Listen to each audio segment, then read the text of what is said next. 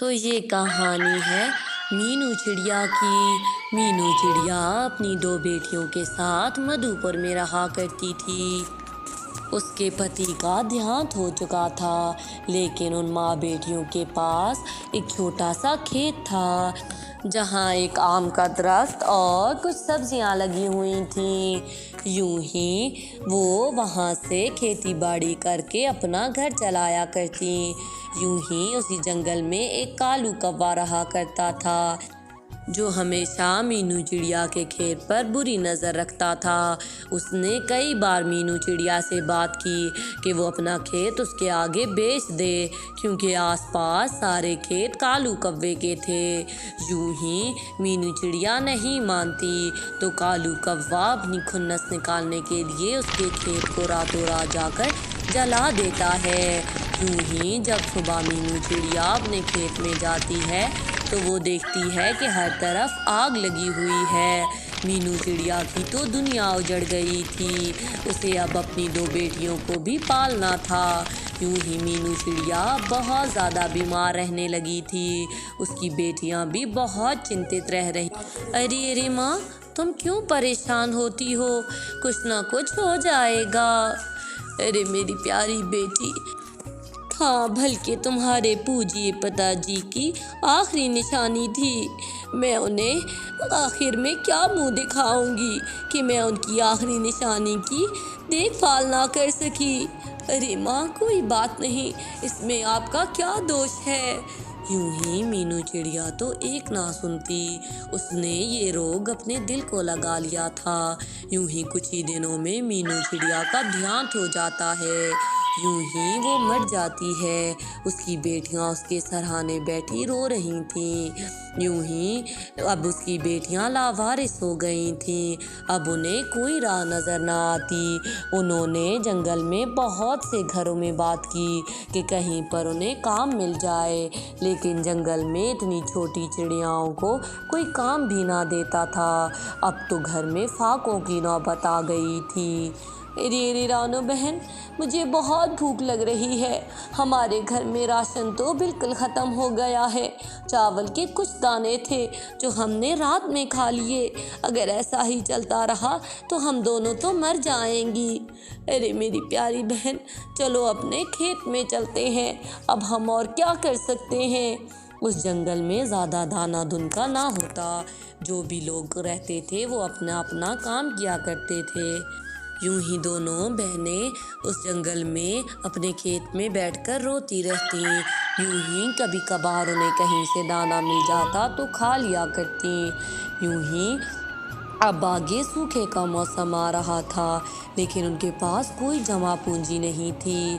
जंगल में गर्मी पड़ रही थी। सभी पक्षी अपने घरों में अच्छी अच्छी ठंडी ठंडी चीज़ें खा रहे थे, लेकिन बेचारी चिड़ियाएँ तो बहुत मुश्किल में थीं। यूं ही एक दिन कालू कौवा उनके पास आता है और उनसे कहता है, अरे अरे, तुम लोग तो रास्ते पर आ गई हो। मेरी बात मानो तो ये खेत मेरे हाथों बेच दो। यूं ही रानो उसको मना कर देती है। जब कालू कौवा जाता है तो टोनी उससे कहती है, ये क्या किया तुमने रानो बहन? हमारे घर में कितने दिनों से फाके हैं। उस खेत का हमें क्या फ़ायदा जब हमारे पास पैसे ही नहीं हैं कि हम उन पैसों से वहाँ सब्जियाँ उगा सकें। ये तो अच्छा हो जाता, हमें कुछ पैसे मिल जाते और हम उससे खाना ले आते। मेरी प्यारी बहन, ये कैसी बातें करती हो तुम? तुम्हें माँ की आखिरी नसीहत याद नहीं है क्या? माँ ने इस खेत के पीछे अपनी जान दे दी। हम कैसे उसकी आखिरी निशानी बेच सकते हैं? ऊपर वाला कुछ ना कुछ अच्छा कर देगा। यूं ही टोनी तो रानो से खफा हो गई थी। वो ज़्यादा रानो से बात ना करती। दूसरी तरफ कालू इंतज़ार में था कि वो चिड़ियाएँ आखिर पे उसको वो खेत दे देंगी। अरे अरे, तुम चिंता मत करो, भूख की नौबत तो आ लेने दो। वो चिड़ियाएँ मुझे खुद वो खेत देंगी। कालू जी, मुझे आप पर पूरा यकीन है, आप ज़रूर वो खेत ले लेंगे। यूं ही दूसरी तरफ रानो बेचारी सारा दिन उस खेत में रोती रहती। वो अब अपनी बहन को भूखा भी नहीं देख सकती थी। यूं ही एक दिन रानो जंगल से उड़ते हुए आ रही थी कि उसे रास्ते में एक बूढ़ी दादी दिखाई देती है, जो कि चिल्ला रही थी कि कोई उसे पानी ला दे, लेकिन उसकी मदद को कोई नहीं आता। यूं ही रानो से कहती है, अरे बूढ़ी दादी, आप मुझे दे दीजिए ये घड़ा, मैं आपके लिए पानी ले आती हूँ। यूं ही रानो उस बूढ़ी दादी को पानी ला देती है। यूं ही बूढ़ी दादी रानो से पूछती है, अरे मेरी प्यारी बेटी, तुम चिंतित लगती हो, क्या हुआ है तुम्हें? यूं ही रानो सारी बात उस बूढ़ी दादी को बताती है। बूढ़ी दादी उसे एक जादुई शीशी देती है, जिसे वो आम की जड़ों में डाल दे। अरे प्यारी बेटी, ये दवाई ले जाओ, इसे आम की जड़ों में डाल दो, तुम्हारा पेड़ फिर से हरा भरा हो जाएगा और तुम्हारा सारा इंतज़ाम वहीं से हो जाया करेगा। अरे दादी, आपका बहुत धन्यवाद।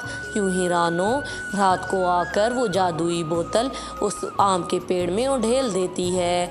रातों रात वो जला हुआ पेड़ एक शानदार आम के पेड़ में तब्दील हो जाता है। अब रानो जब सुबह उठती है तो वो हैरान हो जाती है। दोनों बहनें ऐसे आम देखकर बहुत खुश थीं। वाह, कितने प्यारे आम हैं रानो बहन, अब तो हमें कभी कोई चिंता नहीं होगी। यूं ही वो पेट भर आम खाती हैं और जंगल में आम बेचती हैं। वो जितने आम तोड़ती इतने ही आम दोबारा से उग जाया करते। जब इस बात का पता कालू को चलता है तो वो उस खेत में आता है ताकि वो आम का पेड़ काट सके। यूं ही जैसे ही कालू उस आम के पेड़ की तरफ बढ़ता है, वो पेड़ उसे अपने जादू से मारने लगता है। अरे अरे, कोई बचाओ मुझे, अरे अरे, कोई तो बचाओ। अरे अरे, तुमने उनको अकेला समझ लिया था क्या? मैं कोई साधारण पेड़ नहीं हूँ, मैं एक जादुई आम का पेड़ हूँ। अगर इसके बाद तुमने उन दोनों चिड़ियाओं को तंग किया तो मैं तुम्हारी जान ले लूँगा। तुमने आगे मीनू की जान ले ली, अब तुम्हारी खैर नहीं। यूं ही वो उसको मारता रहता है और कालू कौवा मर जाता है। यूं ही रानो और टोनी जब सुबह वहाँ आती हैं तो वो देखती हैं कि कालू की लाश पड़ी है।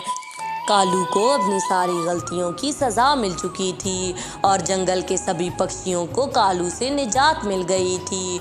वो गरीब पक्षियों को बहुत सताया करता था। अब सभी पक्षी खुशी खुशी जंगल में रहने लगते हैं। रानो और उसकी बहन ने आम बेच बेच कर एक बड़ा घर खरीद लिया था। अब वो जंगल में सबसे अमीर हो गई थीं। अब उन्हें किसी चीज़ की चिंता ना रही थी। उन्होंने अपने खेत में दोबारा से सब्जियां उगा ली थीं।